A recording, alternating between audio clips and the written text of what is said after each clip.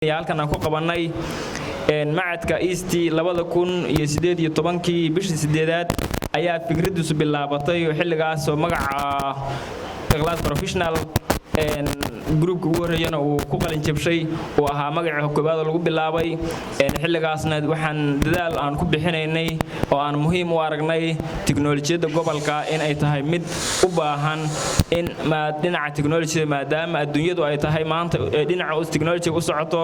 anaguna aan aqoon dheer u leenahay dhinaca tiknoolajiyada casriga ah ee maanta la isticmaalo kombiyuutarka oo hogaansha xilligaas ayaan dadaal ugu galnay kadibna waxaan aasaasnay xarunta ugu horreysay gaalkacyo ka sameynay oo markaasi kambaska gaalkacyo loogu imaanayay oo dadku ku soo booqanayeen alxamdulillah sanad kadib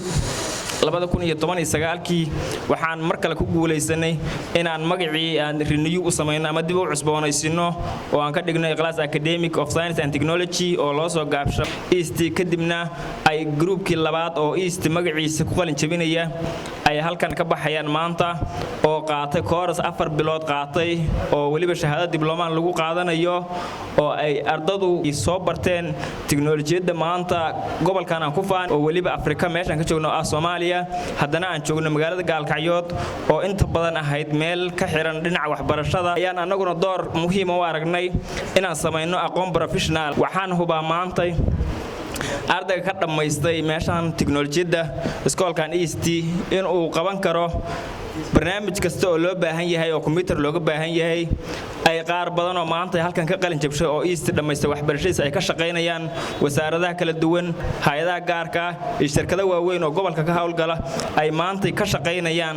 oo ay haystaan shahaadadeeni sanadkan maanta ku jirna waa 2021 sanadka soo socda iyo inta ku sii xigtana waxaan rajaynaynaa in awal waxaan ku hawlgali jirnay Gaalkacyo oo gobolka Mudug ku taala inaan Soomaaliya iyo waliba Geeska Afrika iyo inta inaan dhaafno anoo u marayna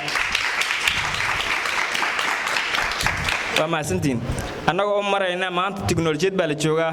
waxa maanta ay koorsooyinka professionalka lagu bartaa sida wada ogtiinba internet access baan haysanaa adoo adduunka meel kasta ka jooga ayaad waxa qaadan ka dhaa course professional jaamacad iyo heer kale taba marka anaguna waxaan u diyaarsanahay taas oo ah macnaheedu inaan haysano access ama se baran laga soo xiriiri karo oo qofka soo gurigiisa goobtiisa ganacsi jooga ama gaarigiisa saaran oo course ka qaadan karo markuu dhameystana shahaadada midkii gobolka ka maqan oo ah course online aan ku qaatana oo heli doono certification ama shahaadadiisa oo digital ah midka jooga campuska wax ka dhiganayana oo asna sidoo kale qaadan doono shahaadadiisa